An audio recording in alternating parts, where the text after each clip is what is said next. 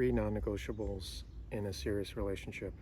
One is we are allowed to make mistakes and learn from them and grow from them, where people are willing to make up for it and right their wrongs. And of course, in more extreme cases, you would end the relationship, more extreme violations. Like, this is obvious, but if it's, mistakes that they don't realize in the moment, they're just learning, we forgive and use it as a growth opportunity. Number two is the willingness to learn a brand new heart language, your partners, and the willingness to learn what makes them tick, their unique traumas, things like when do they get quiet, when do they sort of pull away, when do they subtly get hurt, what are the little quirky things that they like, what lights them up. And when you can sense those subtle energy changes and those shifts in your partner, it's almost like telepathic, like heart telepathy. That's what I think the ideal relationship would be. And then number three is your feelings matter because they matter, and they always will matter, and there's no justification that is ever needed. So I would say that's not a healthy relationship when you need to prove why your feelings matter, or beg for empathy, or someone tells you, oh, you don't have a right to feel sad about that, you hurt me this way, you hurt me that way. No, both people have an equal right to be hurt at any time. It's not about gifts, it's not about money, it's not about transactional things. It's about heart currency and having full presence and working through these things in an intimate way. So let's get into it a bit. I'm filming this outside today.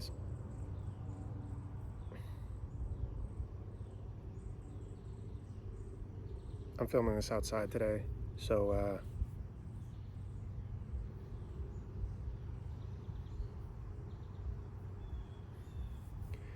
let's get into it. I basically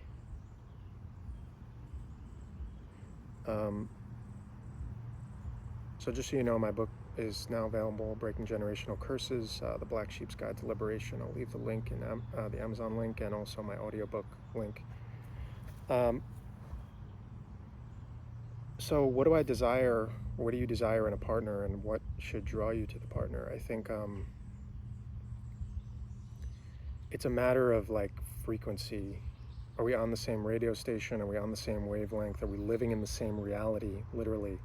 And I think especially of a lot of the people that listen to this podcast, you will understand you are probably more intuitive, sensitive, psychic in that way. And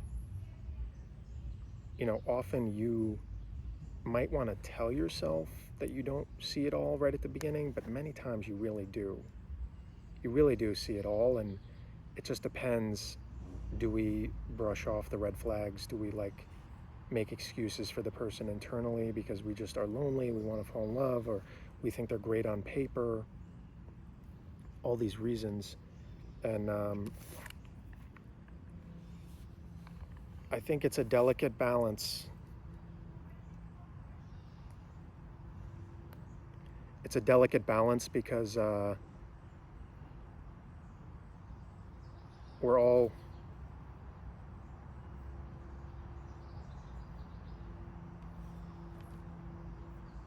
it's a delicate balance trying to protect your heart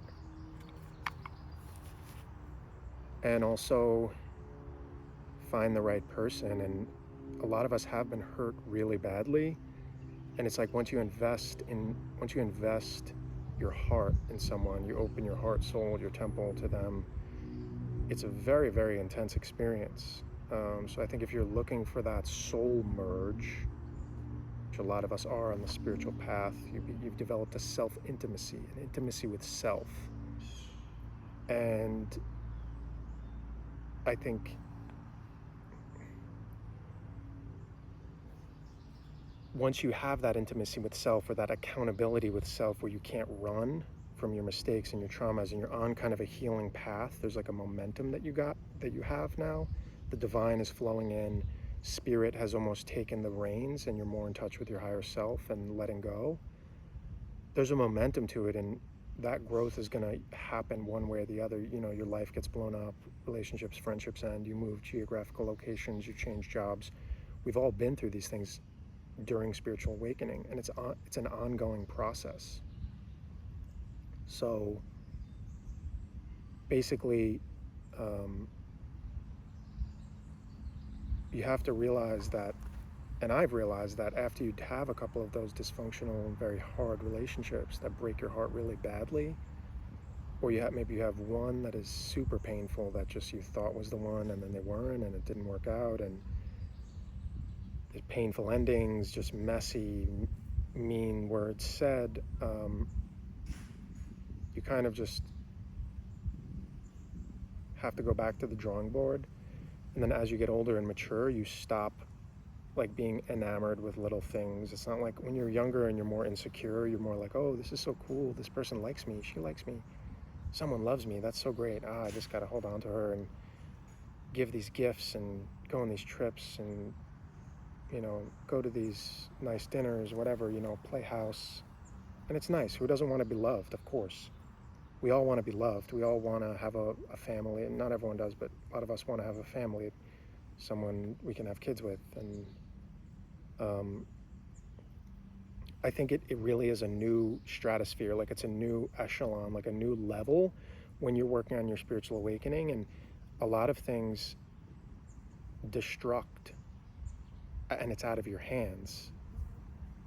Like, if it has to do with you betraying yourself, or it's not your true path, a lot of things, no matter how hard you force them to fit, or how badly you want them to work, it's like I said, that momentum of the divine energy flowing in, it just takes on a life of its own, and you're more surrendered to your higher self, like that aspect of you that is your God self.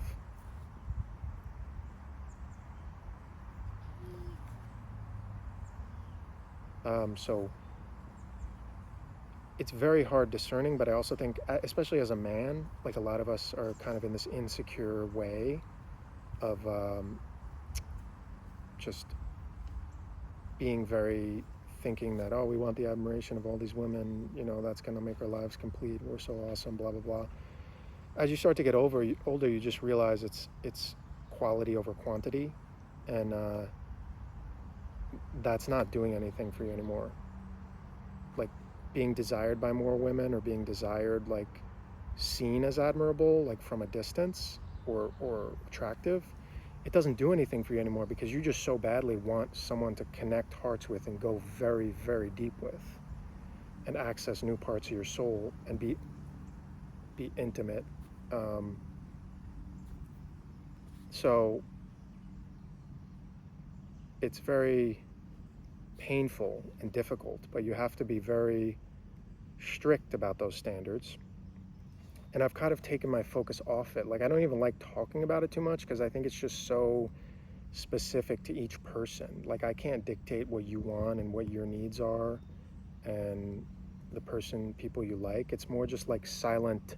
It's a lot of silent taking in. What do I like? What do I not like? And then in the healing process, if you have a prolonged heartbreak, that might be something like its own spiritual awakening, you're just so shattered that you can't even go there with anyone. You can't be like physical with anyone. You can't let anyone in. If you're just not ready, you're not ready, you know. And it feels, you don't want to force yourself to go on dates or things like this, because it feels like you're violating yourself, like you're not treating your heart as sacred, you're not giving yourself that space. So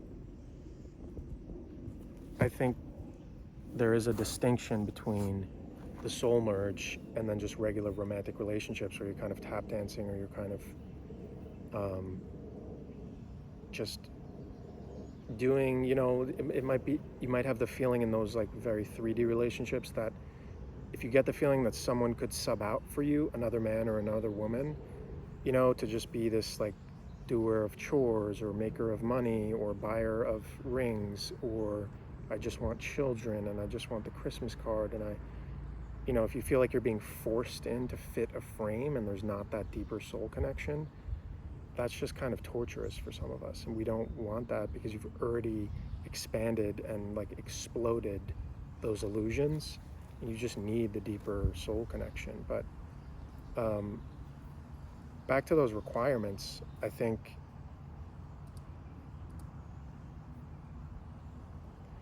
you really need someone who can make mistakes with you and just see things in a larger frame, is like very slow to criticize, slow to condemn, slow to name call, slow to raise the voice.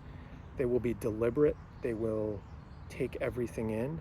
They will see the higher you outside of constructs like, money, image, status. Like, they're not judgmental. They're seeing your real soul. Like, I think people like that, they're not competing with you in any way. They're not projecting their insecurities onto you. No, they're not projecting their own issues of control or jealousy or things like this, or being overly needy and sucking up this validation. So I think that is a skill of realizing that, yeah, I mean, who said we were supposed to have PhDs in relationships and know how to be in a perfect relationship? Most relationships are screwed up. Most parents and what was modeled to us is unhealthy and screwed up in families and households. So we're starting a new chapter here. Number two, learning the heart language, I think, is just learning that everyone has barriers of traumas and faults and kind of layers and blind spots and weaknesses, and just learning that no matter what you agree with, or no matter what, like, you might think is kind of annoying or difficult, or you have to apply a lot of patience for your partner, but if you're willing to do that, I think you can grow in, times 1,000, times 1,000,000, the amount of love and development and maturity that can come from that, of you guys growing together. I think that's really the key, realizing that we're imperfect and we're always going to be imperfect. And also cultural differences. If you grow up in different parts of the country, different countries even, not to condemn someone, always to hear the full story. And then number three, there should never be any justification needed for why someone's feelings matter and why they are hurt. Because I think when you start to quantify it, it's like very dehumanizing, because it's saying that, why do I have to have a reason to be hurt? Why do I have to have a reason to feel off? You shouldn't. It should be so deep. It should be such a sensing, intuitive, loving connection where when someone tells you they're feeling off or they're hurt by something, even if you didn't intend to hurt them, it doesn't matter. That should be enough. Like, let's just figure out why you're hurt. And yes, people that are manipulative, people that are needy, people that are always melting down, yeah, that's a different story. When it's in a strategic way, or when it's in a way that's very energy draining, when it's a way that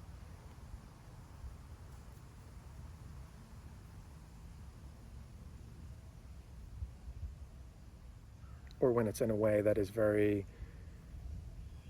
childish, or refusing to grow up, or refusing to have the reciprocity, that's a different story. And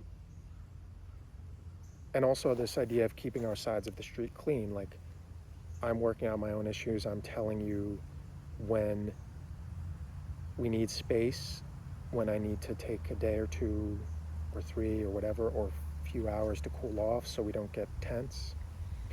And also in that, specifying when we're going to talk again. Never ghosting, never stonewalling, because that's really hard on people, especially that have dealt with that kind of abusive silent treatment or blocking, or you don't even know where they went, or took the car out, or went away for a few days. Like, that's mean. That's super manipulative.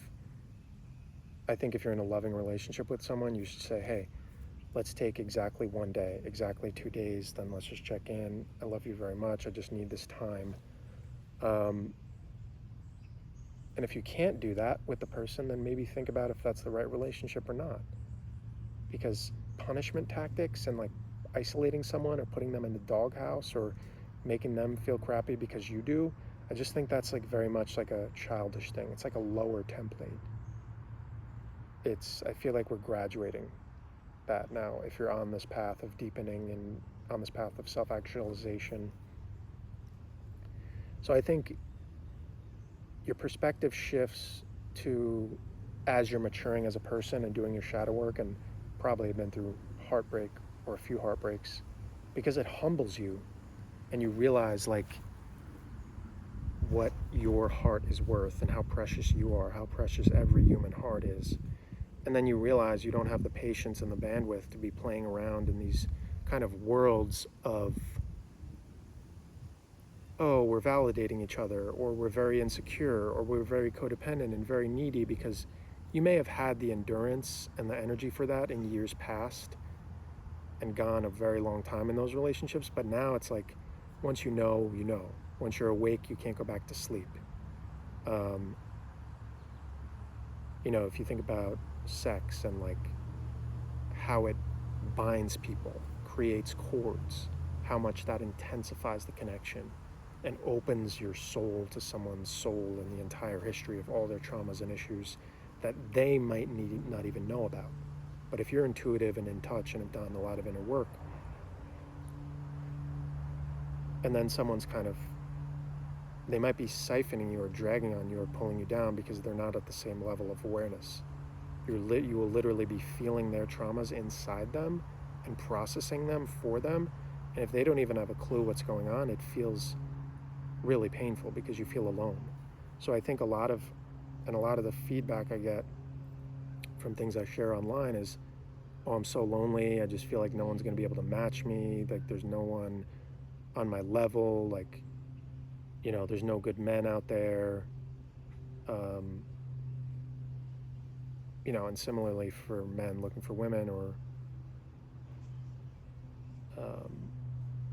whatever your sexual orientation,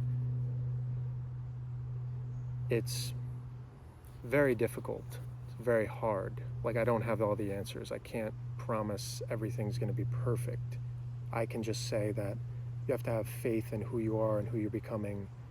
And the world is weird now. People are weird. They're super traumatized and super sensitive to rejection, but we have to keep being vulnerable every day.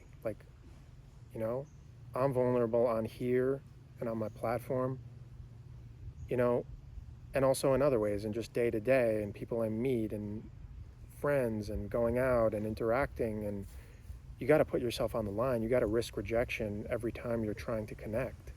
So we all have to go through that, whether you're on social media or not. You got to get in the ring, get on the playing field. And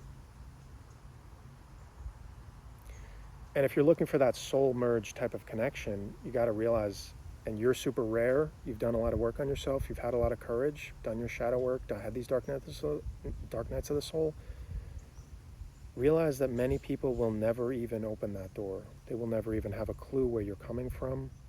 And that's okay, but you basically realize what is worth your time, is worth your energy. And honestly, I know it seems like slim pickings, like a desert, like a wasteland. Because I'm talking about, this has nothing to do with looks. This has nothing to do with external beauty. I'm talking about internal riches, internal heart treasures, internal connection to the divine. Doesn't it seem like there's not too many people out there that are cultivating that? And I know we're all aspects of God. No one person is better than anyone else. But when we're talking like marriage, intercourse, raising a family, having kids with someone, yeah, of course you're going to have different standards. You're not just going to take anyone. And if you're on that continual process of growth, it's like you want someone who will have the ability to grow and develop and also be doing their own work.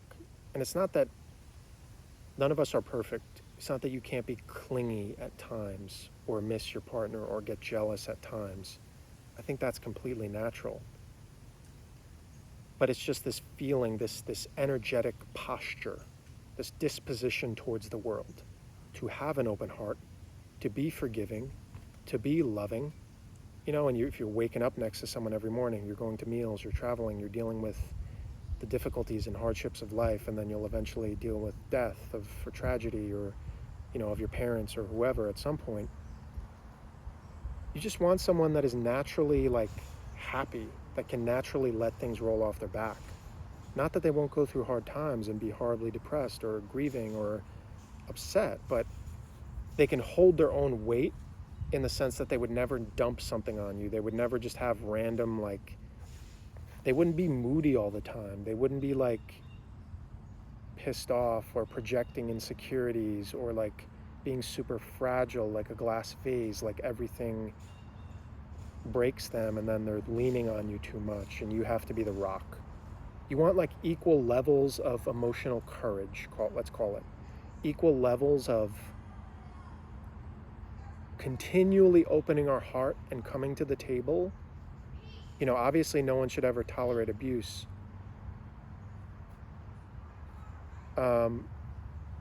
So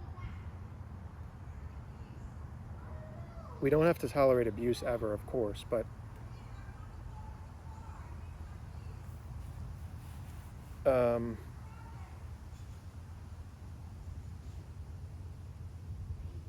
they're right on the fence next to the pool.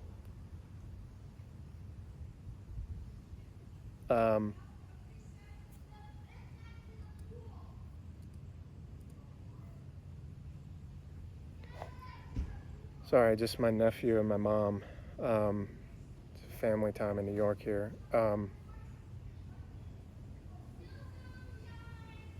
So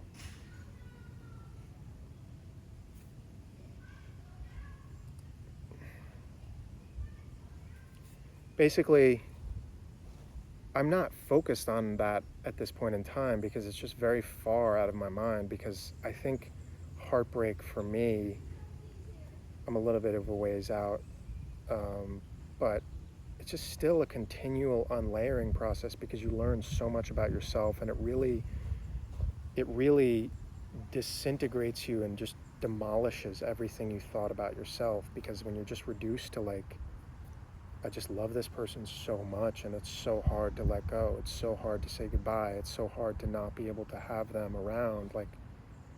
I never had a connection like this. It's super deep and it's super intimate, and this person saw me in a way that no one ever saw me before, and I'm not sure if I'll ever find anyone that will see me in that way, that does have that love and that spark and that magic and that open-heartedness that is really hard to find in this world. But a lot of us chose in this lifetime to, maybe you have had karmic contracts or past lives with a person, so you may have a super intense magnetism towards that person, but that person may also not be your person. But you have a soul history with them, so you're drawn to them. You don't know why, they just feel like home. They just feel like home instantly from the first second you meet them. And it feels so good to be seen and to literally feel like home, because a lot of us never felt at home on this entire planet. No matter where you go, you never have the emotional intimacy. You never have an understanding of someone that truly sees you, and you don't have to perform for them. You don't have to be doing a tap dance. You don't have to be getting the right gifts all the time and planning the perfect dinner and having enough money, and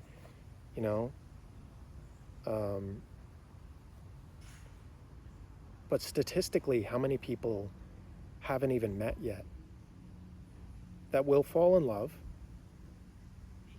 have a beautiful wedding, go on a honeymoon, have all these nice pictures, have kids, have this picture perfect life from the outside, and then 10 to 20 years from now, we'll go through a brutal divorce.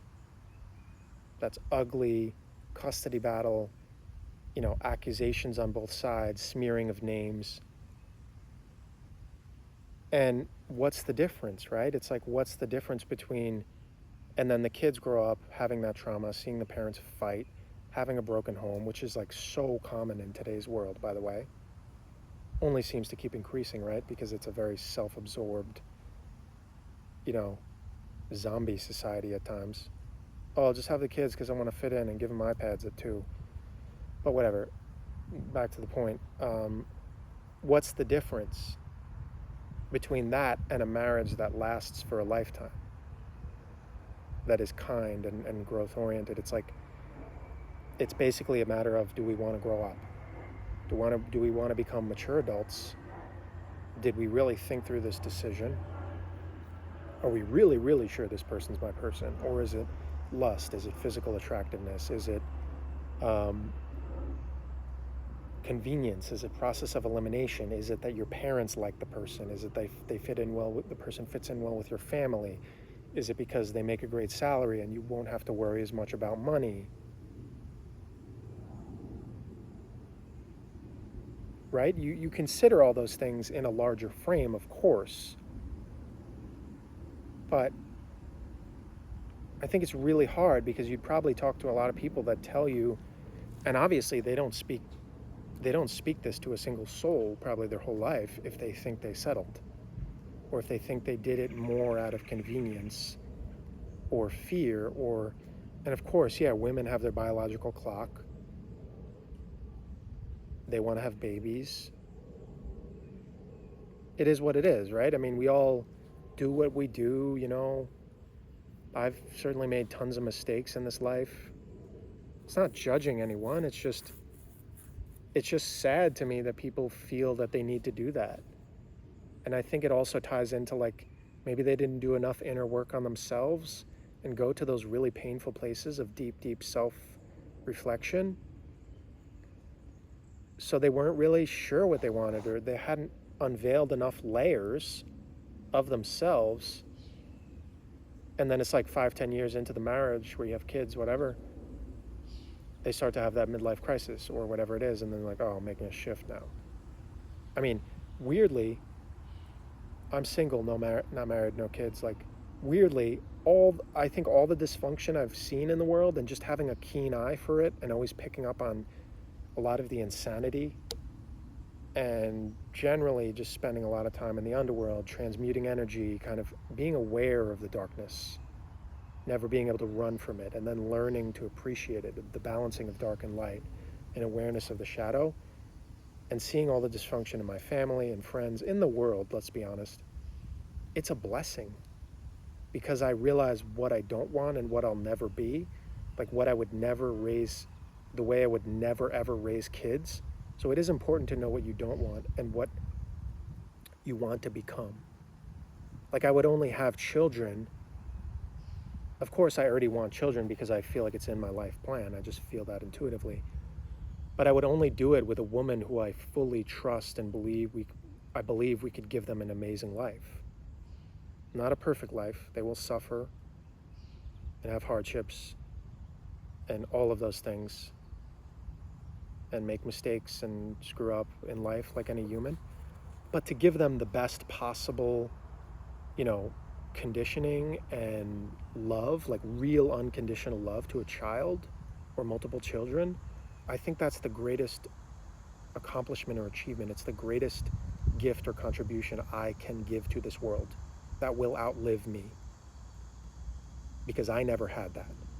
I never had parents that were, you know, having a full understanding of my emotional world, able to love me, you know, fully and unconditionally. You know, I, for the most part, received conditional love. You either get good grades, do good in sports, or I'm going to punish you and whatever. But that's just what my parents learned from their parents in that generation. And I love my parents very much. I know they did the best they could. I know they gave and sacrificed so much for me, to provide for me, to protect me, to give me the best shot at being equipped for this world.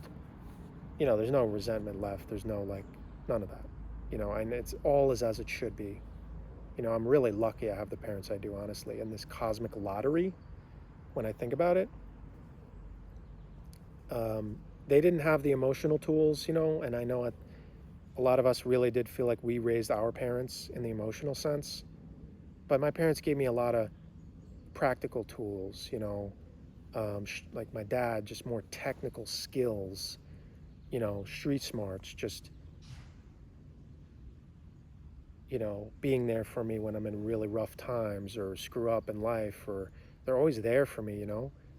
We never had that deeper emotional connection, but they're learning, in their old age, they're lightening up, they're learning. It's much softer now. It's much more like, it's much different now. And I can realize that they're just people. They're just people that were doing the best they could, you know, as I've healed. Um, so really, that is the greatest gift.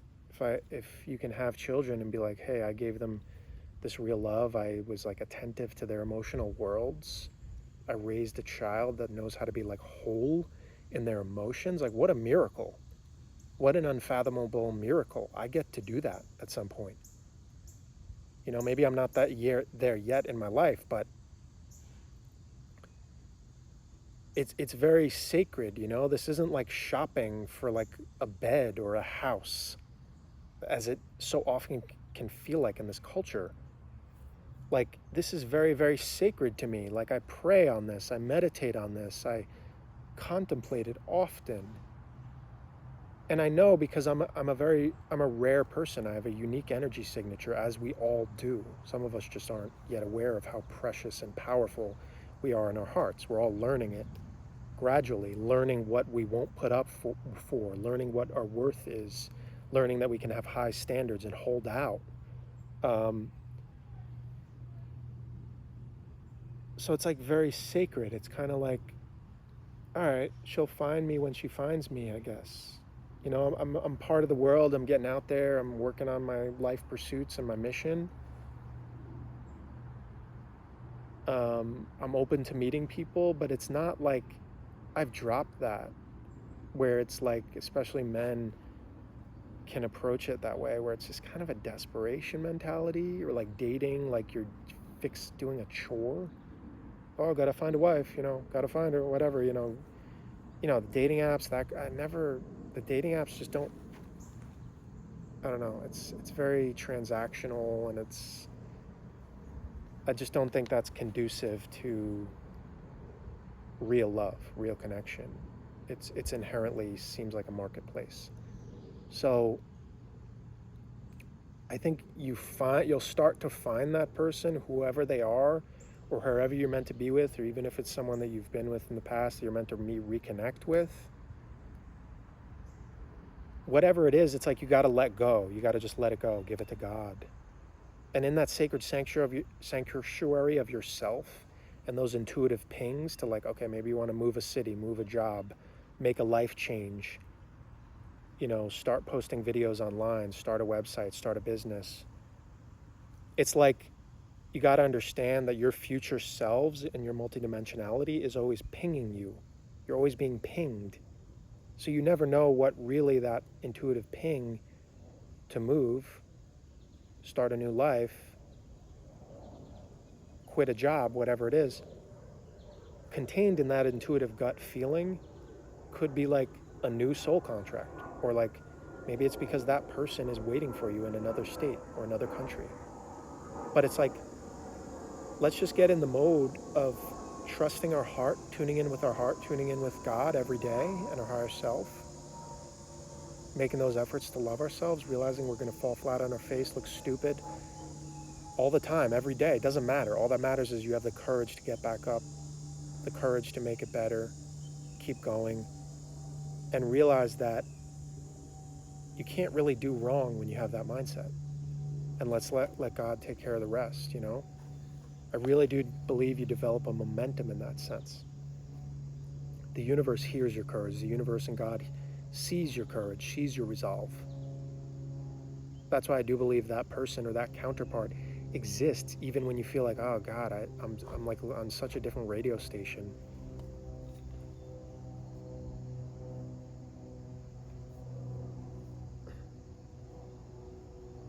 Even when you're feeling like, oh God, I'm on such a different radio station than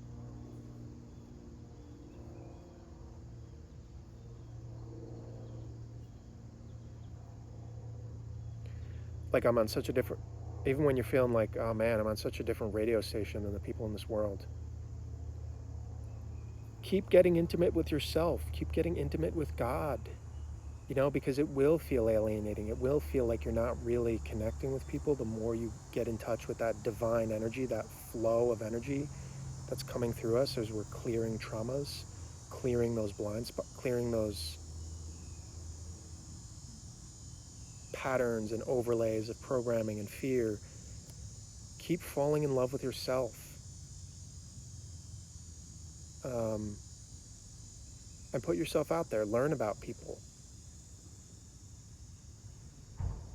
Try to become friends with people. Just don't make it so contrived, and don't, I've suffered because if you let people in too quickly and then you have the rose-colored glasses, it's bad. You got to be discerning, because love can also be very intoxicating.